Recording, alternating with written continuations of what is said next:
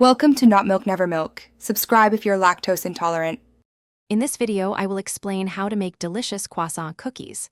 First, gather your dry ingredients, flour, sugar, yeast, and a pinch of salt. Mix them well in a large bowl.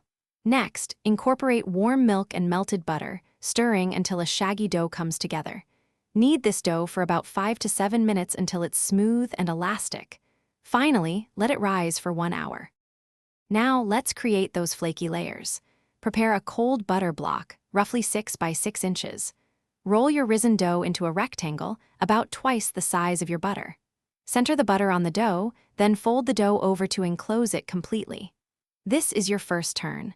Repeat this rolling and folding process 2 more times, chilling the dough for 30 minutes after each turn to keep the butter firm. With your laminated dough ready, it's time to shape. Roll the dough into a large, thin rectangle, aiming for about 1/8 of an inch thick. Using a sharp knife or pizza cutter, cut the dough into triangles, each about 3 inches wide at the base. If desired, place a small piece of chocolate or a teaspoon of filling at the wide end of each triangle. Then, roll each triangle tightly from the base towards the point. Almost there, place your beautifully shaped croissant cookies onto a baking sheet lined with parchment paper, leaving some space between them. For a lovely golden brown crust, brush the tops with an egg wash.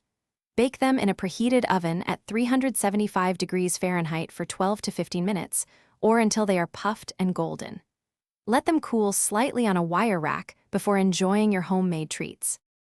Thanks for watching. If this was helpful, leave a like and consider subscribing. See you next time.